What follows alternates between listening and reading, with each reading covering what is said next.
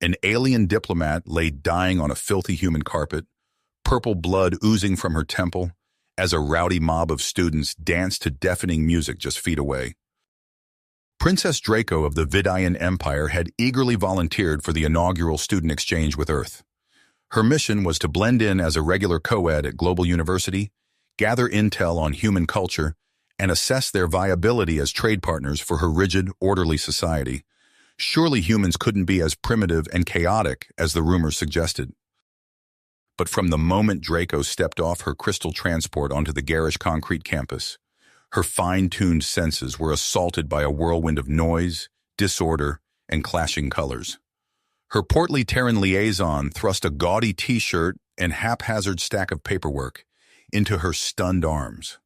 Seeking refuge in her dormitory, she was horrified to learn she'd be sharing the cramped quarters with Derek Tucker, a frustratingly undisciplined engineering prodigy who immediately began peppering her with irreverent personal questions.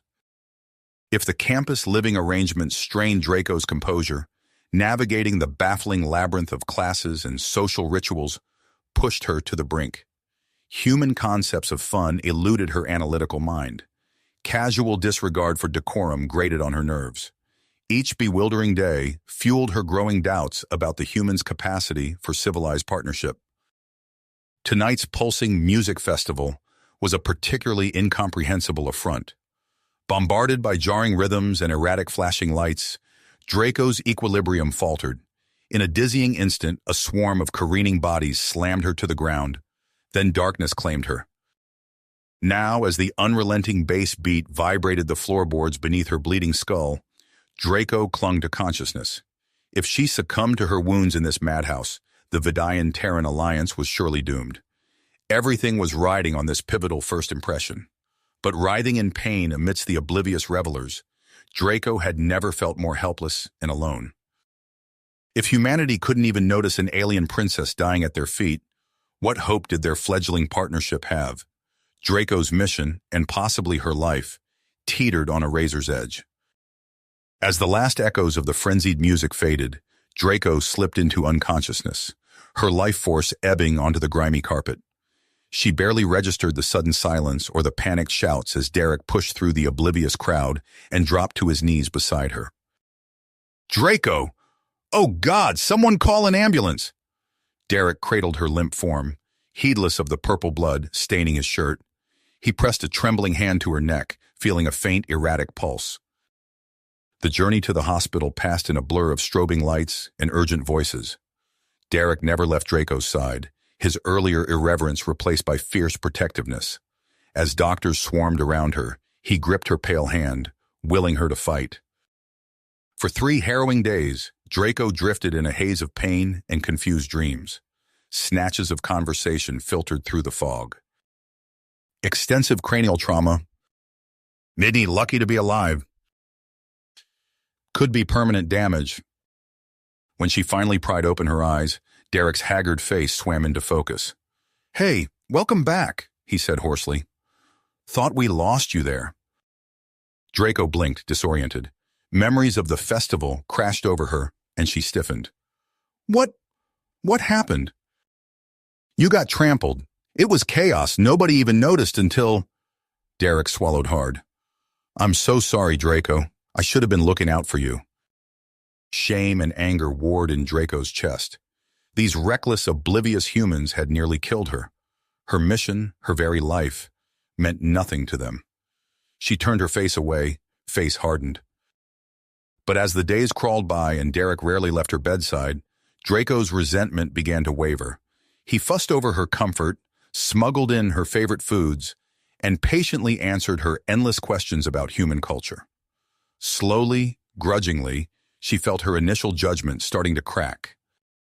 When the doctors finally declared her fit to leave, Draco knew she owed Derek more than a simple, "Thank you."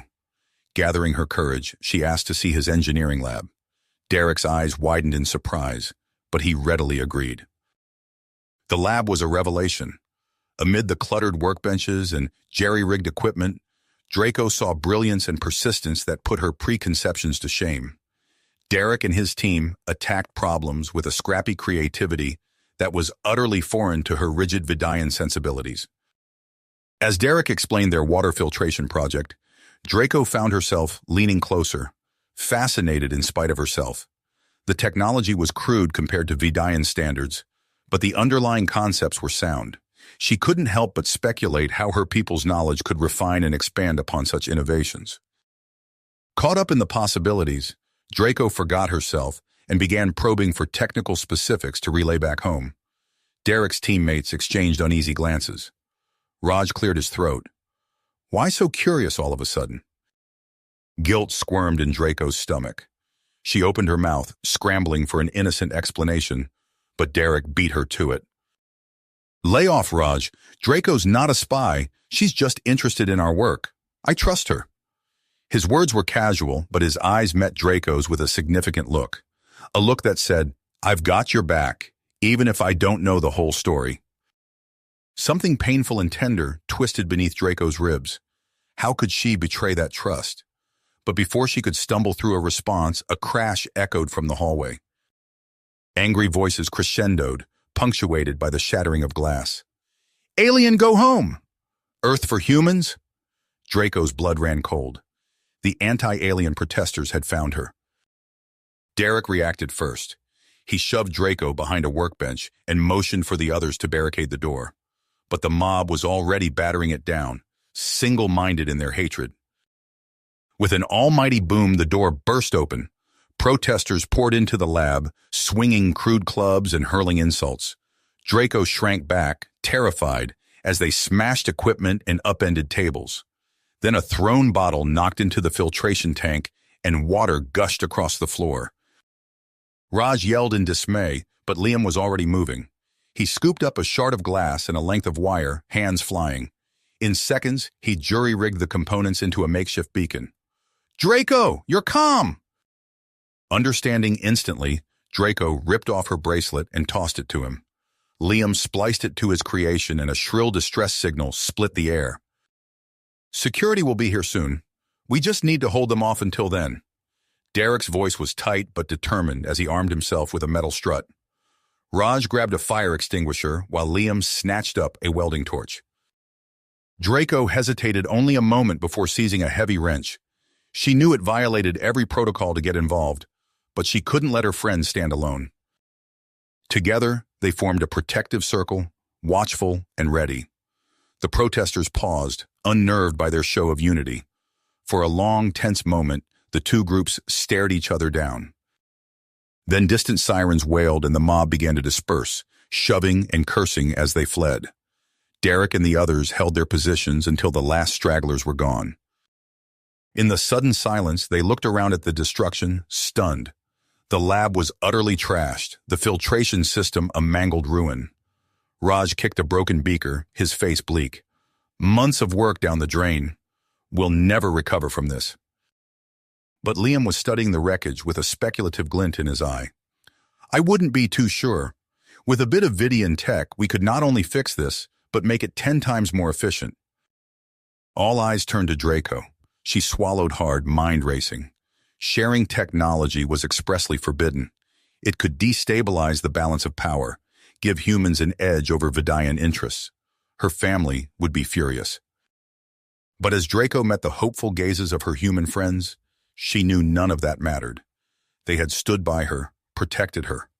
Now it was her turn to stand by them. Liam's right, she said firmly. My people's knowledge could transform your world, but it has to be a true partnership. I need to convince the Vidian Council that humans are more than a primitive novelty. We're stronger together than apart. Derek placed a gentle hand on her shoulder. Then that's what we'll do. We'll show both our peoples the incredible things we can achieve if we cooperate, no matter what it takes. As police sirens grew louder and emergency lights painted the room red and blue, Draco reached for her communicator. She had a call to make and a fledgling alliance to fight for. The road ahead would be far from smooth, but she knew now that humans were more than worth the effort. Game on. In the weeks following the protest, Draco immersed herself in her studies with renewed vigor. The lab incident had opened her eyes to the true potential of human innovation, and she found herself spending long hours poring over Earth's scientific journals and research papers. One evening, as she hunched over a particularly dense treatise on quantum entanglement, Derek poked his head into her dorm room. "Hey, you missed dinner again. I brought you a sandwich." Draco's stomach growled at the sight of food. She hadn't realized how much time had passed. "Thank you," she said, accepting the offering gratefully. Derek perched on the edge of her desk, eyeing the scattered papers. "So, what's got you so captivated lately?" Draco hesitated, then decided to take a risk. "I've been thinking about ways to integrate Vidian particle manipulation techniques with your team's filtration system. The applications could be revolutionary." Derek's eyes widened. "Are you serious? That would be incredible. But isn't that against your mission protocols or something?" "Technically, yes," Draco admitted. "But after everything that's happened, I believe cooperation is the only way forward for both our species." From that moment, a clandestine partnership was born. Late at night, when the campus quieted, Draco would slip into the engineering lab to work with Derek and his team. She shared carefully selected snippets of Vidian knowledge, guiding them towards breakthroughs that would have taken decades to achieve on their own. As weeks turned to months, their progress accelerated. Draco found herself exhilarated by the humans' unconventional approach to problem solving. Where Vidian science relied on rigid formulas and established principles, the Earth students were constantly questioning, tinkering, and reimagining. One afternoon, as Draco adjusted the calibration on their latest prototype, a shadow fell across the workbench. She looked up to find a tall, imposing Vidian male looming over her. "Princess Draco," he said, his voice low and menacing. "I'm Commander Zoran. We need to talk." Draco's blood ran cold. She recognized the insignia on his uniform, Vidian military intelligence. How long had they been watching her? Zoran ushered her into an empty classroom, his grip on her arm uncomfortably tight. Once inside, he released her and fixed her with an intense look. "Your little science project has not gone unnoticed, Your Highness," he sneered. "Did you really think you could betray your own people without consequences?" Draco's mind raced. "I haven't betrayed anyone. I'm fostering cooperation as per my mission parameters." Zoran's laugh was cold and humorless. "Your naivety would be charming if it weren't so dangerous. Your mission was a smokescreen, Princess. The trade negotiations were never meant to succeed. We needed you to prove how primitive and unworthy the humans truly are." The truth hit Draco like a physical blow. She had been a pawn all along. Zoran leaned in close, his breath hot on her face. "Now, you have a choice. Help me acquire the humans' research data, or I'll expose your treasonous activities to the Imperial Court. Your family would be devastated by such a scandal, don't you think?" Draco's mind whirled. She needed time to process this, to find a way out. I need to think about this," she stammered. Zoran's eyes narrowed. "You have 48 hours. Choose wisely, Princess." As he swept out of the room, Draco sagged against a desk, her legs trembling. What was she going to do? Over the next 2 days, Draco walked through her classes in a daze. She avoided Derek and the others, making excuses about a Vidian cultural observance that required solitude. In reality, she was desperately trying to formulate a plan. On the second night, she snuck into the lab, hoping to clear her head. As she stood staring at their unfinished project, she heard a sharp intake of breath behind her. "Draco, what are you doing here?" She whirled to find Derek watching her, confusion and hurt evident in his eyes. "I thought you were busy with some Vidian thing. Have you been avoiding us?" The genuine concern in his voice broke something inside her. Before she could stop herself, the whole story came pouring out. Her true mission, Zoran's threats, the looming threat of war. When she finished, Draco braced herself for Derek's anger, his sense of betrayal. Instead, she felt his arms wrap around her, pulling her close. "We'll figure this out," he murmured into her hair. "Together." As Draco relaxed into his embrace, her mind began to clear. The seed of a plan took root, a way to expose Zoran, protect her new friends, and maybe, just maybe, salvage the dream of a true alliance between their peoples. She pulled back, meeting Derek's steady gaze. I have an idea, she said, but it's going to be dangerous. Draco's plan unfolded with precision. Using Derek's engineering expertise and her own insider knowledge, they crafted an elaborate sting operation to expose Commander Zorn's true motives. The evidence they gathered was damning, revealing not just Zorn's deception, but a wider conspiracy within certain factions of the Vidian government to sabotage Earth-Vidian relations. The fallout was immediate and far-reaching. Zorn was arrested, his co-conspirators rooted out. The Vidian Imperial Council, reeling from the scandal, found themselves backed into a corner. Draco seized the moment, presenting her proposal for a joint research initiative as a way to salvage the situation and foster genuine cooperation between their species. After heated debates and tense negotiations, the Council begrudgingly agreed. On Earth, the global university embraced the opportunity with enthusiasm, though pockets of xenophobic resistance still simmered beneath the surface. As the dust settled, Draco found herself in Derek's hospital room.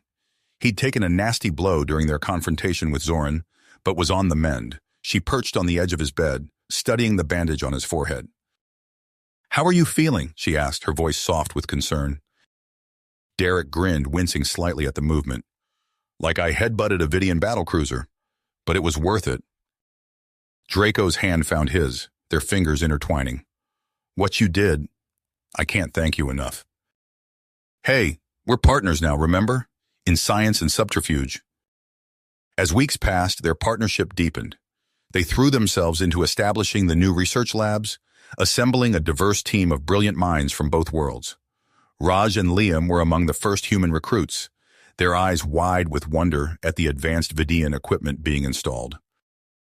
The lab hummed with potential, a fusion of human ingenuity and Vidian technological prowess. But not everyone shared their optimism. "Princess Draco," a cold voice cut through the excited chatter. "A word, if you please." Draco turned to find Zeal, the newly appointed Vidian attaché, surveying the lab with thinly veiled disdain. Her iridescent scales gleamed under the fluorescent lights as she beckoned Draco to a quiet corner. "This experiment," Zeal said, her lip curling, "is a waste of Vidian resources. These humans are barely out of their Stone Age. What could they possibly contribute?" Draco felt her temper flare, but kept her voice level. "You'd be surprised, Zeal. Give them a chance." Zeal's eyes narrowed. "I'll be watching, Princess, very closely." True to her word, Zeal's scrutiny was relentless. She questioned every decision, nitpicked every proposal, and openly mocked human contributions in team meetings. Draco found herself constantly mediating, trying to foster an environment of trust while navigating Zeal's underhanded tactics. Despite the challenges, the team pushed forward. Their first major project focused on addressing Earth's water scarcity issues. Derek and Raj's innovative filtration designs meshed brilliantly with Vidian energy systems, resulting in a compact desalination unit of unprecedented efficiency. The day they fired up the prototype was electric. Humans and Vidians crowded around the device, holding their breath as Derek activated the power source. For a moment, nothing happened. Then, with a soft hum, crystal-clear water began to flow. The lab erupted in cheers. Draco found herself swept into a group hug, Raj's booming laugh in one ear and Liam's excited chatter in the other. Even some of the Vidian scientists joined in, their usual reserve cracking in the face of genuine achievement. As the celebration died down, Draco noticed Zeal slip out of the lab, her face thunderous. A seed of unease took root in her stomach, but she pushed it aside. This was a moment of triumph, and she refused to let anything dim its brightness. Little did she know that Zeal's resentment was about to boil over, setting in motion a chain of events that would push the fledgling alliance to its breaking point. Draco's fears about Zeal's intentions proved well-founded. In the months following their initial breakthrough, the Vidian attaché's opposition morphed into a more insidious form of interference. She began leaking carefully curated information about the research alliance to both human and Vidian media outlets, stoking fears on both sides. Despite this, the team's progress continued unabated. Their desalination technology was quickly followed by a series of groundbreaking achievements. A clean nuclear fusion reactor design promised to revolutionize Earth's energy grid. Regenerative agriculture systems offered hope for food security in even the harshest climates. Perhaps most exciting were the advancements in medical nanotechnology, which held the potential to cure diseases once thought untreatable. As word of these innovations spread, public opinion began to shift. Draco found herself in increasing demand for interviews and public appearances. She navigated these opportunities with grace, emphasizing the mutual benefits of cooperation between their species. The breakthroughs we've achieved together far surpass what either of our civilizations could have accomplished alone, she explained to a rapt audience at a TED Talk. This is just the beginning of what we can create when we combine Vidayan knowledge with human ingenuity. Her words resonated, and support for the alliance grew. Even some of the more skeptical human politicians began to see the value in continued collaboration. However, as Draco left the stage after another successful presentation, she felt a familiar unease settle in her stomach. A message from the Vidayan Imperial Council was waiting on her communicator, its contents troubling. "They want what?" Derek asked incredulously when she shared the news later that evening. They were alone in the lab, surrounded by holographic projections of their latest project. Draco sighed, running a hand through her luminescent hair. Access to Earth's military databases, in exchange for continued scientific cooperation. Derek's face darkened. "That's not cooperation, that's exploitation. They must know we can't agree to that." "I know," Draco said softly. "I've tried explaining that to the Council, but they're not listening. They see Earth as a potential shield against our enemies, nothing more." Before Derek could respond, Draco's communicator chimed again. Her eyes widened as she read the message. It's my father. He's fallen ill. They're recalling me to take my place as crown princess."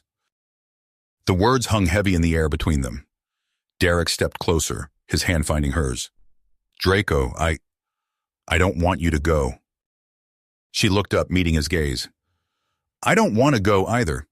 These past months working with you, with all of you, it's changed everything for me." Derek's other hand cupped her face gently. "Then stay. We need you here." For a moment, Draco allowed herself to imagine it, staying on Earth, continuing their work, exploring whatever this thing was between her and Derek. But reality reasserted itself quickly. "I can't," she whispered. "My people need me. I have responsibilities I can't ignore." Derek nodded, understanding but disappointed. He leaned in, pressing his forehead to hers. "I know. I'll miss you." Their moment was shattered by the sound of an explosion. Alarms blared as the lab's security systems engaged. Through the windows, they could see smoke rising from another part of the campus.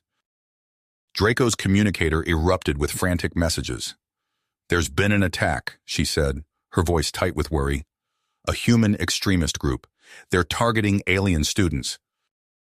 Derek's face paled. "We need to get you to safety." But as they tried to leave the lab, they found the corridors already filled with panicked humans fleeing the violence.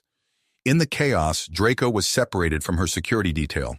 She found herself pushed back into the lab, alongside Derek and a group of terrified students.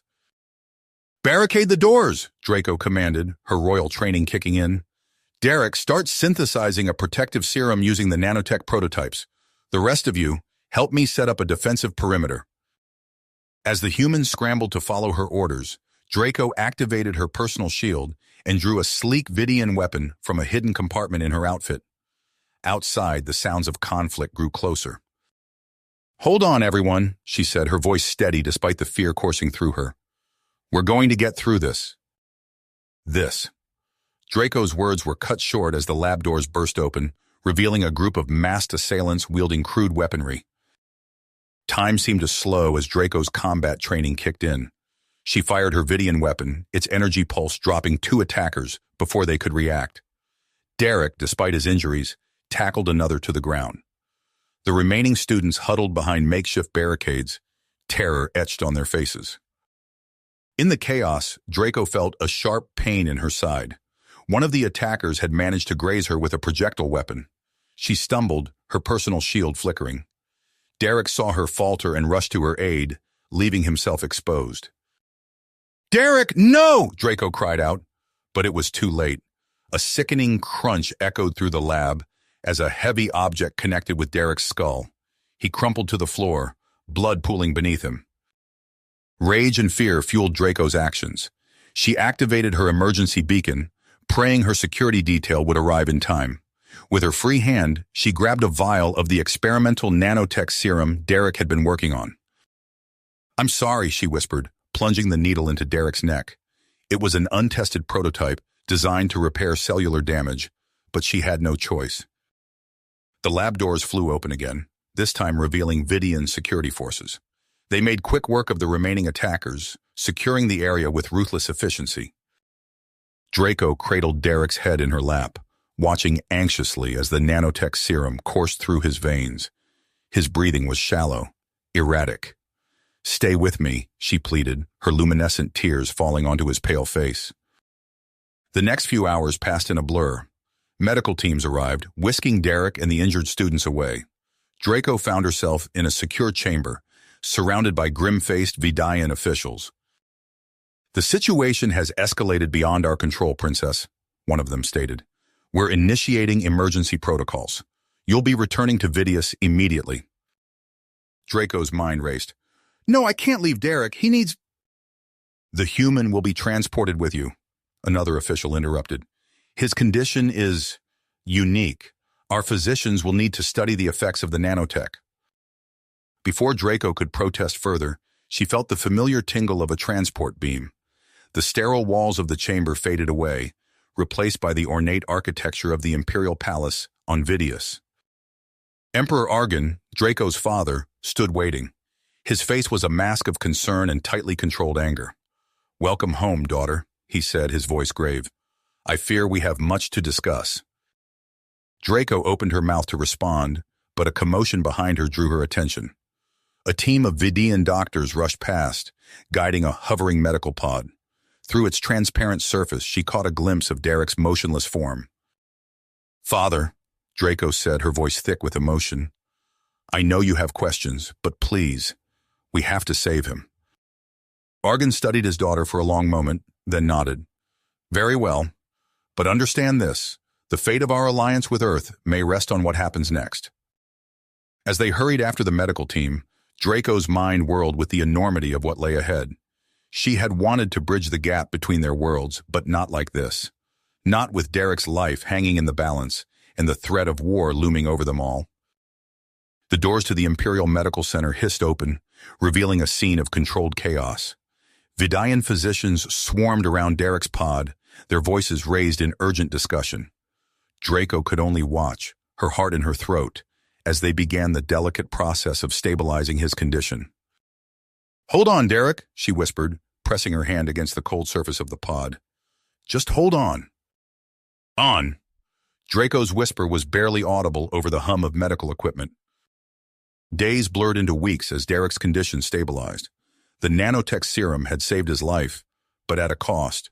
His body was changing, adapting to the Vidian technology in ways that fascinated and alarmed the xenobiologist monitoring his recovery. Draco split her time between Derek's bedside and tense meetings with the Imperial Council. The attack on Earth had strained diplomatic relations to the breaking point, and she found herself fighting an uphill battle to preserve the alliance she'd worked so hard to build. "They're not our enemies," she argued passionately during one particularly heated session. What happened was the act of a small extremist group, not representative of humanity as a whole. Counselor Zeal's eyes narrowed. And yet, it happened. How can we trust a species so prone to violence? Before Draco could retort, alarms blared throughout the palace. Security forces swarmed into the chamber, surrounding the assembled dignitaries.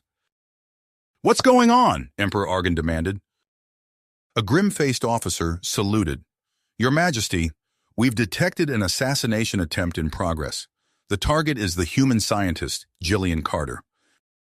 Draco's heart raced as she sprinted towards the guest quarters, flanked by guards. They rounded a corner to find chaos. Jillian was pinned behind an overturned table, dodging energy blasts from a Vidian in military uniform. Without hesitation, Draco activated her personal shield and charged forward. The assassin whirled, weapon raised. Time seemed to slow. Suddenly, Derek was there, moving with impossible speed. His eyes glowed with an otherworldly light as he expertly disarmed the attacker, using combat techniques no human should possess. In the aftermath, as security took the would-be assassin into custody, Draco stared at Derek in amazement. "How did you—" He looked down at his hands, confusion evident on his face. I'm not sure. I saw it happening before it did. Like a premonition." Jillian, shaken but unharmed, approached them. "Whatever it was, thank you both. I owe you my life." The incident forced Emperor Argon to confront the gravity of the situation. In a surprising move, he called for an emergency session of the Imperial Council. "We stand at a crossroads," Argon declared, his voice echoing through the Grand Chamber. "We can allow fear and mistrust to drive us apart, or we can embrace the potential of our alliance." Murmurs rippled through the assembled dignitaries as Argon continued. "I am announcing my full support for the Human-Vidian Research Partnership. Furthermore, we will construct a permanent joint scientific colony at the borders of our territories." Derek stepped forward, his eyes alight with possibility. "Your Majesty, if I may, this colony could be more than just a symbol. It could be a nexus of innovation, bringing together the greatest minds of both our civilizations to tackle problems on a galactic scale."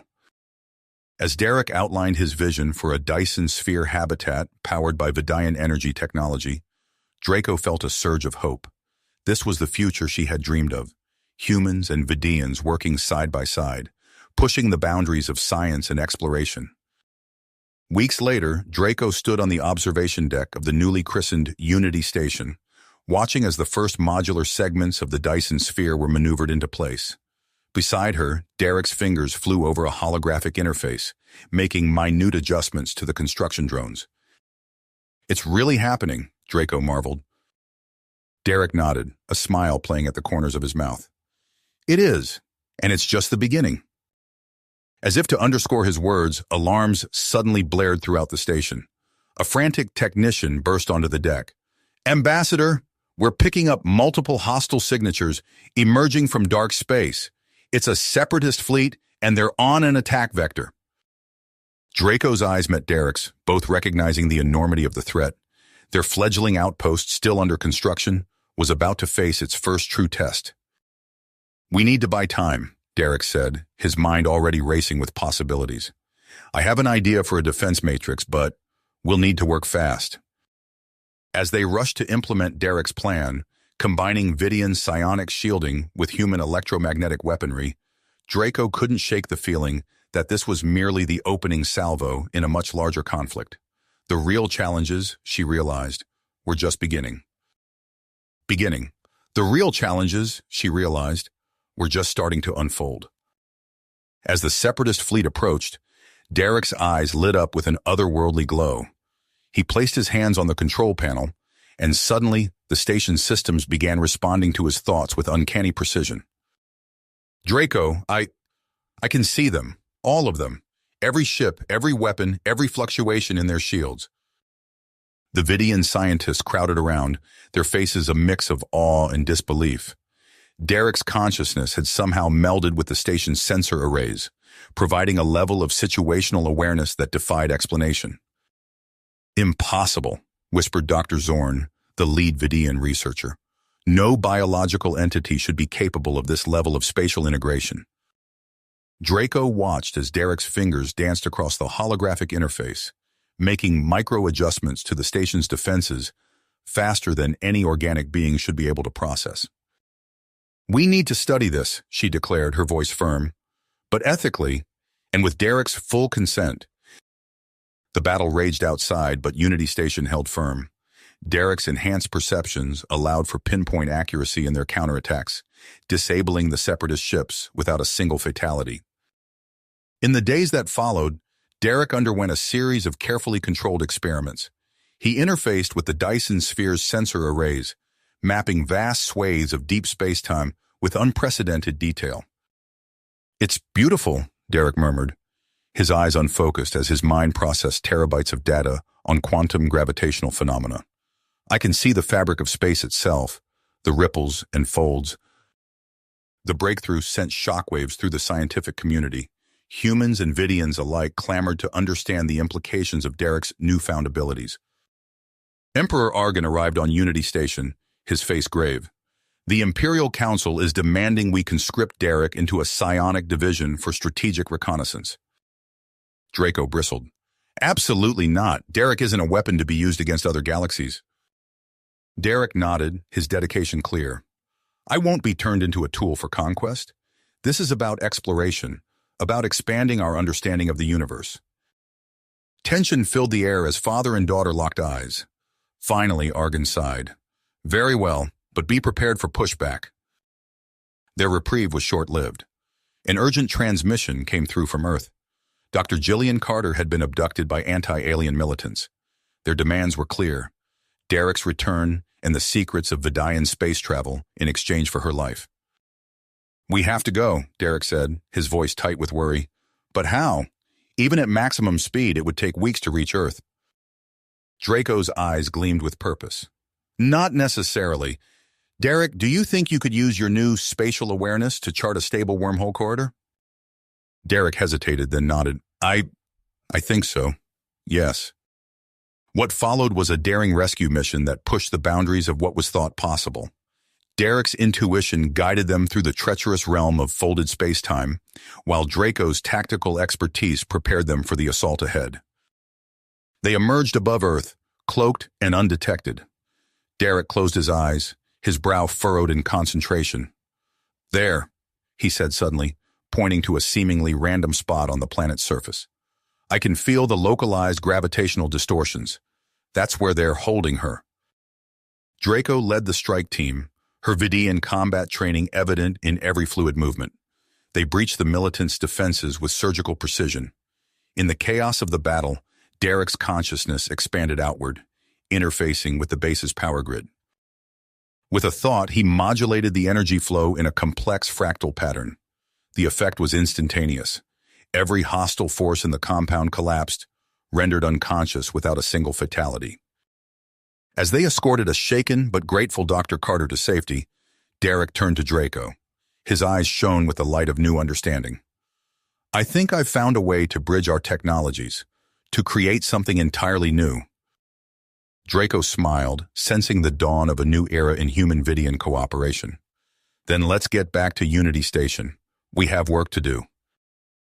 We have work to do. Back on Unity Station, Derek's integration into the colony entered a new phase. Vidian scientists, eager to study his evolving spatial awareness, swarmed around him with an array of scanning devices. Fleet Commander Kovacs strode onto the observation deck, his metallic implants glinting under the harsh lights. Report, he barked. Dr. Zorn hesitated. Commander, Subject Derek's abilities are unprecedented. We're still trying to understand the full scope of his spatial perception. Kovacs' eyes narrowed. Unacceptable. Prepare for a full neural mapping procedure. Absolutely not, Draco interjected, stepping between Kovacs and Derek. He's a sentient being, not a lab experiment. Stand down, Ambassador, Kovacs growled. This comes from Emperor Argon himself. Derek placed a hand on Draco's shoulder. It's okay. I'll cooperate, but on my terms. For days, Derek underwent a series of non-invasive tests. He interfaced with the colony's systems, demonstrating an uncanny ability to process vast amounts of spatial data. But as Kovacs grew increasingly impatient, the atmosphere grew tense. Enough games, Kovacs snarled, motioning to his security team. Restrain him. We're proceeding with full neural integration. Derek's eyes flashed. No, my mind is my own. As Kovacs' men moved in, Derek's consciousness expanded.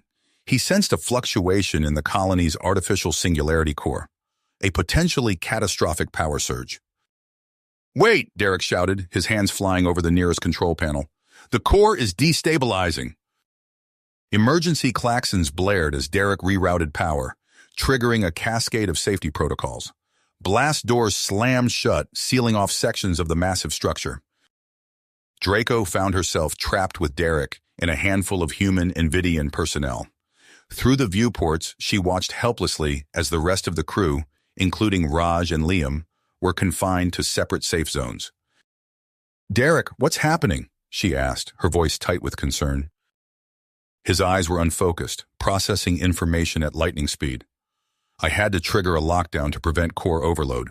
But now, we're vulnerable." As if on cue, long-range sensors detected a separatist fleet approaching. "They're back to finish what they started," Draco realized. "And we're sitting ducks." Derek's teeth clenched. "Not if I can help it, but we need to reach the central control hub." Together, they embarked on a perilous journey through the colony's inner workings. They crawled through maintenance shafts barely wide enough for a person, narrowly avoiding pockets of deadly radiation. "There," Derek pointed to a reinforced door. "The hub's just beyond." As they worked to restore the colony's defenses, the separatist ships drew closer. Sweat beaded on Derek's forehead as his fingers danced across holographic interfaces. "Shields online!" he shouted triumphantly. "Weapons powering up!" But their victory was short-lived. Kovacs burst into the room, his face contorted with rage. He leveled a weapon at Derek's head. "You will submit to integration," he snarled, "or I'll end this farce right now." Time seemed to slow. Draco saw Kovacs' finger tighten on the trigger. Without hesitation, she threw herself in front of Derek. The stun blast caught her square in the chest. As she crumpled to the floor, Derek reached out, not just with his hands, but with his mind. In that moment, something extraordinary happened. Derek's consciousness expanded, enveloping Draco's fading essence. Their minds touched, merged, became one. With newfound clarity and purpose, Derek turned to face Kovacs. The commander's implants sparked and sizzled as Derek's hyper-conscious mind overwhelmed his systems. Kovacs collapsed, twitching uncontrollably. Through the viewports, the separatist fleet scattered, their coordinated attack disrupted by the feedback. As the immediate danger passed, Derek knelt beside Draco. She stirred, her eyes fluttering open. What happened?" she murmured. Derek helped her to her feet, his touch gentle. "Something incredible. I can still feel you here." He tapped his temple. "We're connected now, in ways I don't fully understand." Draco's eyes widened as she sensed the truth of his words. A part of her consciousness now resided within Derek's multi-dimensional awareness. As they surveyed the damage to the colony, Draco knew with certainty that their alliance, their friendship, had been irrevocably changed. Whatever challenges lay ahead, they would face them together, their minds and spirits inexorably linked. The aftershocks of Derek's psychic merger with Draco still rippled through her mind as alarms blared throughout the colony. Red emergency lights bathed the control hub in an eerie glow. "Unauthorized access detected in Auxiliary Docking Arm 3, an AI voice announced, its tone unnervingly calm amid the chaos. Draco's eyes widened. "No! Kovacs, he must have transmitted security codes during the neural feedback," Derek finished, the realization dawning on them both simultaneously. A violent tremor shook the station. Through the viewports, Draco watched as a sleek Vidian warship attached itself to the colony's hull like a parasite. "We need to move," she said, grabbing Derek's arm. "Now!" They raced through twisting corridors, the station's layout shifting in Derek's enhanced perception. He guided them through maintenance shafts and hidden passages, always one step ahead of the pursuing strike team. As they rounded a corner, Raj's familiar voice called out, "Over here!" The human scientist waved them into a small alcove, where a handful of personnel huddled, fear etched on their faces. "What's happening?" Raj demanded. Draco's voice was grim. "The Imperial Council. They've come for Derek." The words hung in the air, heavy with implication. Derek's expression resolute, his eyes distant as he processed countless streams of data. "There's no time," he said suddenly. "They've breached the inner security perimeter." Draco felt a chill run down her spine. "Derek, what are you thinking?" He turned to her, his eyes filled with a mix of perseverance and sorrow. "I can create a wormhole from the power core. It's the only way." "No!" Draco's protest was automatic, visceral. "You can't!" But even as she spoke, she knew. The colony was compromised. The fragile alliance they'd worked so hard to build was crumbling. And Derek was too valuable, too dangerous in the wrong hands. Time seemed to slow as Derek placed his hands on the nearest interface panel. Energy crackled around him, his body glowing with an otherworldly light. "I'm sorry," he whispered. The air itself seemed to tear open, revealing a swirling vortex of impossible colors and dimensions.